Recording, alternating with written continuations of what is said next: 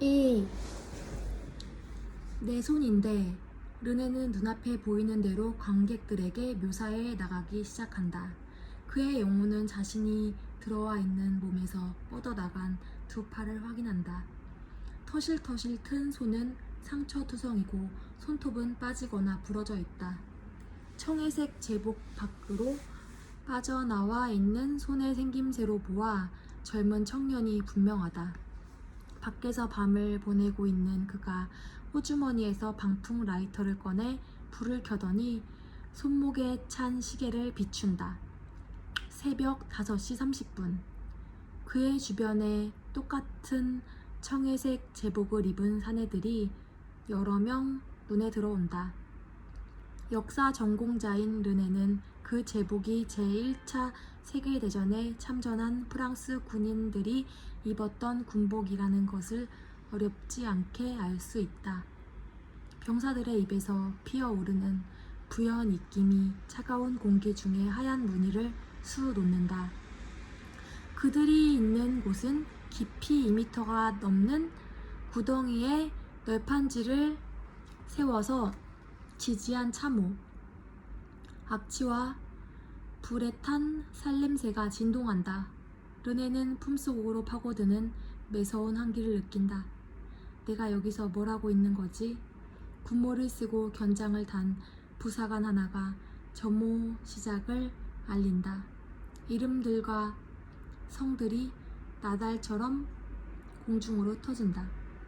상병 이폴리트 펠리시에가 들리는 순간 르네는 흠칫하며 저도 모르게 대답한다. 넷! 르네는 지금 와 있는 지난 생에서 자신의 지난 이름이 이폴리트 펠리시에라고 추론한다. 사열 중이던 부사관이 이폴리트 펠리시에 앞에 와 멈추더니 인식표를 확인하고 나서 말한다. 상병, 자네 노고를 모르는 바 아니지만 외양을 소홀히 여기면 쓰나 완벽을 기해주길 바란다. 물론 우린 사람을 죽인다. 하지만 그 일을 우아하게 하지 못하라는 법은 없다. 높으신 분들이 도착하기 전에 머리를 매만지고 와라. 네, 알겠습니다. 이폴리트가 간이 화장실로 쏜살같이 달려간다. 그가 조각 거울 앞에 서서 침을 발라 흘러내린 머리카락을 고정시킨다. 르네 톨레다노는 그제야 이폴리트 펠리시에의 생을 살았던 자신의 얼굴을 본다. 내가 이렇게 생겼어? 20살이 넘지 않아 보이는 앳된 얼굴, 왁스로 고정시킨 가느다란 콧수염 끝이 위로 살짝 치켜 올라가 있다. 회색 눈동자에 검은 머리, 얇은 입술, 턱에 펜 보조개, 거울 속 자신을 들여다보며 편안해하는 것 같다. 그가 머리를 쓸며 침을 조금 더 바르다가 부사관의 벼락 같은 호통 소리를 듣고 흠칫한다. 어째 감감무소식이야? 상병 뭐하나? 지금이 나르시즘에 빠져있을 때야? 즉각 원위치로 복귀해라. 곧 점검이 시작된다. 이폴리트 펠리시에는 대열로 돌아와 다른 병사들과 줄을 맞춰 선다. 소총과 권총의 작동 상태를 점검하라는 중사의 명령이 떨어지자 병사들의 손이 신속하고 절도 있게 움직이기 시작한다. 드디어 장군이 도착했다는 정갈이 온다. 군복이 늘어질 정도로 군장과 훈장을 단 남자가 고위 장교들에게 둘러싸여 모습을 드러낸다. 그가 괴짝에 올라서서 병사들을 호령한다. 만나서 반갑다 제군. 나는 니벨 장군이다. 이 유명 지휘관의 명성을 익히 들어본 병사들이 압도된 표정으로 그를 올려다본다. 오늘 1917년 4월 16일 랑시 인근 이곳에서 아군은 독일군의 저지선을 뚫기 위한 공격을 개시한다. 적은 슈맹대 담에 저지선을 구축하고 있다. 보병대가 선두에 나서 3분에 100m씩 전진하며 공격을 이끌 것이다. 비슷한 여건의 베르댕 전투에서 두오목 요새를 소복했을 때보다 조금 더 빠른 속도가 될 것이다. 그때 우리를 승리로 이끌었던 전술을 이번에도 똑같이 쓰려고 한다. 한 가지 다른 점이 있다면 이번 전투에는 슈나이더 전차를 투입해 배후의 적군을 포격함으로써 보병대의 공격 부담을 덜어줄 거라는 점이다. 1몰 전에 랑 남쪽에 도달하는 것이 목표다. 이폴리트가 손을 번쩍 든다. 장군님! 충성심이 골수에 박힌 장교 몇 명이 즉각 눈치 없는 병사의 입을 막으려 나서지만 니벨이 도량 넓은 사람의 제스처로 기꺼이 이야기를 듣겠다는 의사를 전한다. 이폴리트가 말을 잇는다. 고지의 독일 놈들 상황은 어떻습니까? 장군이 비아냥거리는 투로 대답한다. 자네는 지난 며칠 우리 군 대포들의 포효를 듣지 못했나 보군. 저 위에 있는 독일군 머리 위로 생테티엔 공장에서 바로 공수한 포탄들이 굴비 내리듯 떨어졌다. 정확한 숫자도 말해주겠네. 아군 대포 5310문에서 발사된 소구경 포탄 500만 발, 대구경 포탄 150만 발이 적진으로 날아갔다. 이미 적 전력의 4분의 3이 괴멸되었으리라 판단한다. 이제 마무리만 남았다. 포격으로 상당수가 부상을 입고 극도로 지친 상태이기 때문에 적군의 저항은 미미할 것이다. 제군이 능선을 올라가 제거해주면 끝이네.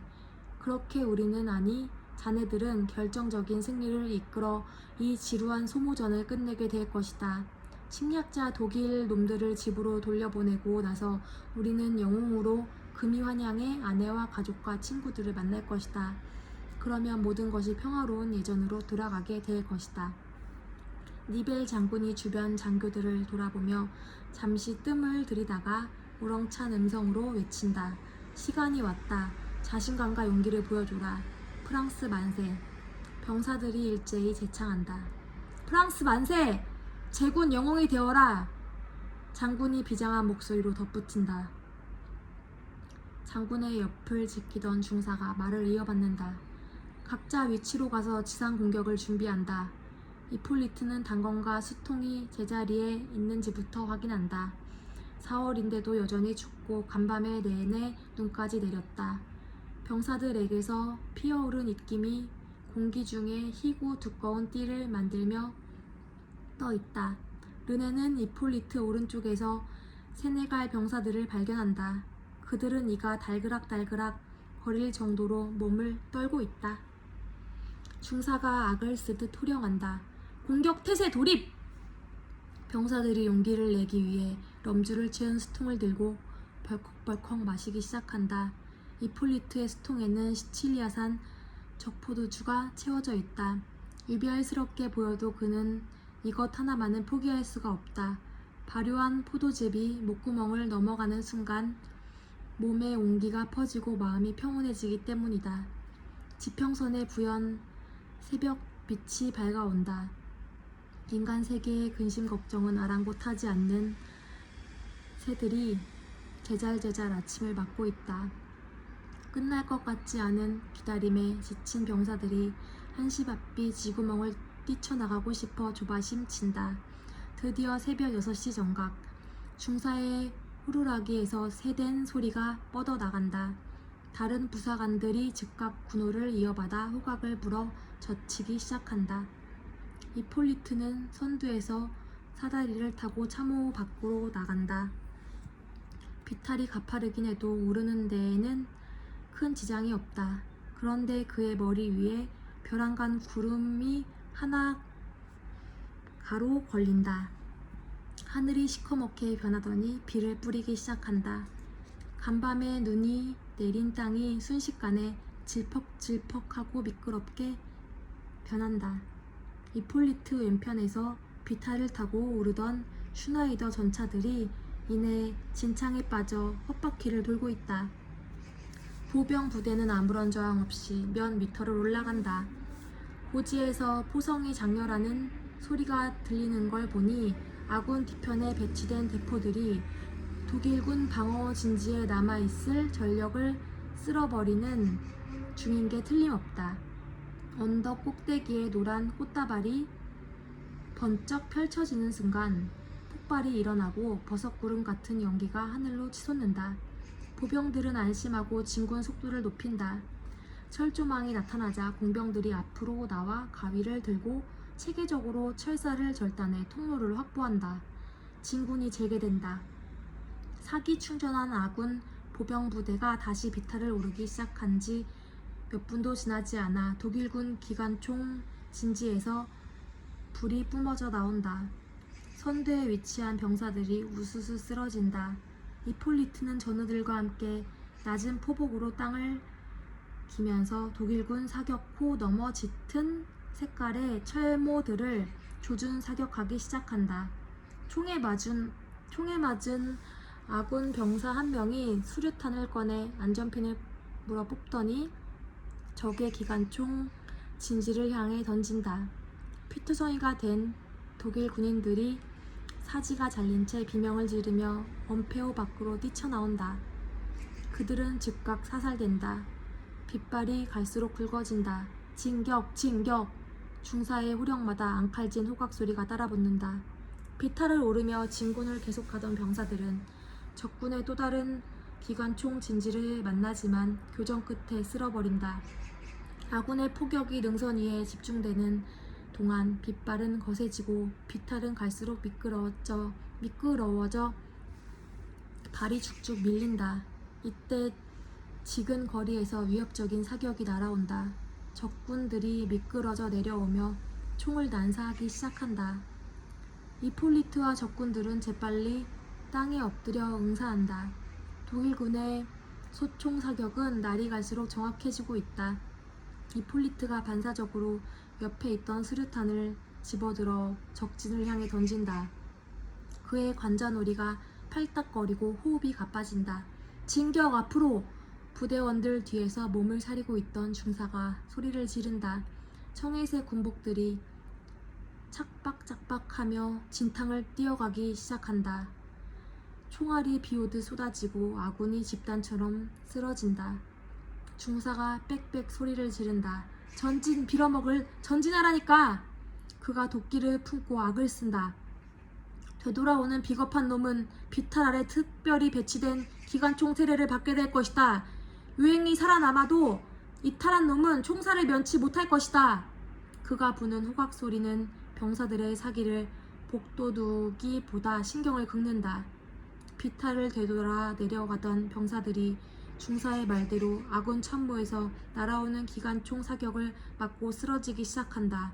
이폴리트와 전우들은 진퇴양난의 기로에서 황급히 해결책을 찾는다. 이때 비탈 아래쪽에서 올라오는 검은 그림자들이 포착된다. 장대비 사이로 그들의 정체를 분별하기는 불가능하다. 응원군을 기대했던 이폴리트는 잠시 후 자신의 기대가 완전히 빗나갔음을 깨닫는다. 뒤에서 나타난 적들의 근접 사격에 다시 전우들이 쓰러진다. 아군 병사들은 앞뒤에서 공격해오는 적의 화력에 꼼짝없이 갇힌 신세가 된다. 시체 더미 뒤에 몸을 숨기고 있던 중사가 아래쪽에서 올라오는 적군을 먼저 처치하라고 악을 쓴다. 병사들이 상관의 명령대로 교전을 벌이는 사이 날이 환하게 밝아온다.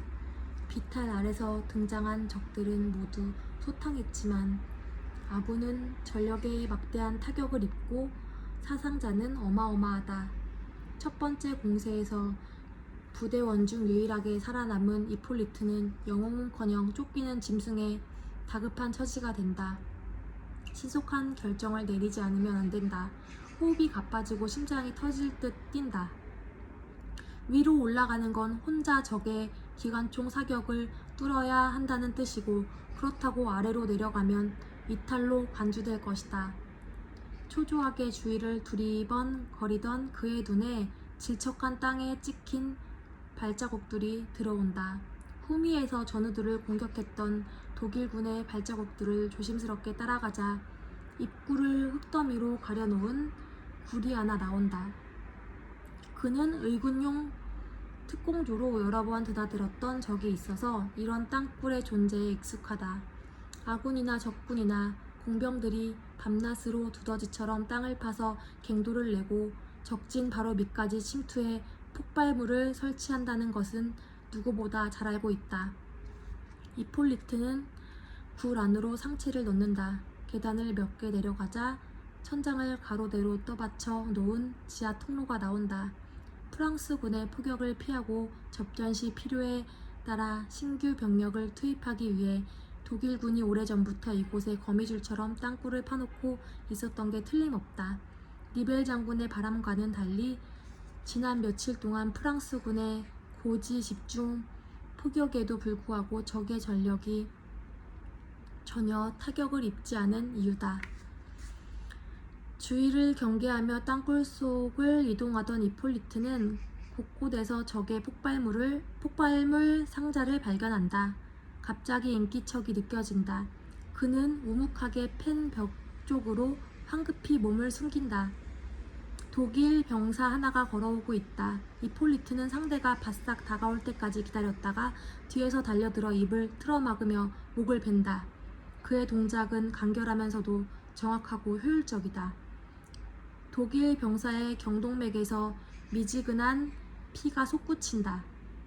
그가 손을 놓자 독일군이 헝겊 인형처럼 바닥으로 넘어진다.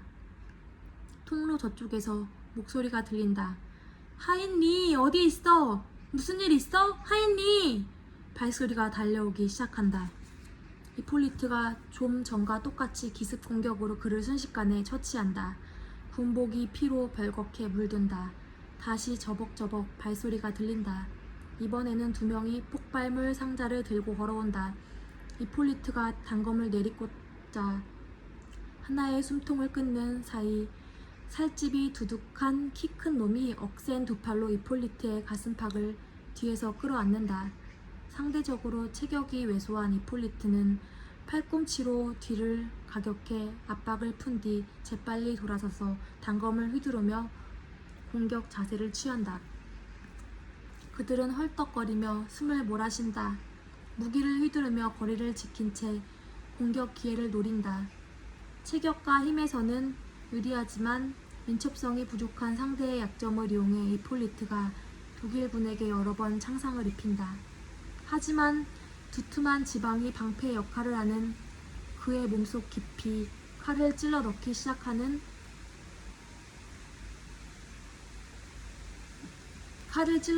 역부족이다. 이폴리트가 잠시 숨을 고르는 틈을 타 이번에는 독일군이 기습적으로 그의 손에 들린 단도를 쳐낸다. 독일군이 바닥에 넘어진 이폴리트의 배에 올라타 거대한 신체로 찍어 누르기 시작한다. 이폴리트는 한 손으로 칼을 쥔 적군의 팔목을 붙잡고 다른 손으로는 목젖을 압박한다. 기름기 흐르는 이중턱에 닿은 손끝이 점점 아래로 미끄러져 내린다. 칼이 위험천만하게 그의 얼굴을 향해 다가온다. 시간이 멈춘 듯 느껴진다. 그의 얼굴과 불과 몇 센티미터 떨어진 독일군의 얼굴에서 시큼한 신내가 내려온다. 독일 병사의 땀이 이폴리트의 이마 위로 떨어진다. 이폴리트는 오른쪽 눈을 겨냥한 칼끝이 속절없이 내려오고 있다. 이폴리트가 상대의 목을 움켜잡은 손에 다시 필살적으로 힘을 준다. 하지만 이내 힘이 풀리고 칼끝은 그의 오른쪽 눈에 와 박힌다. 바싹하는 소리와 함께 칼이 순식간에 두개골을 통과해 지나간다.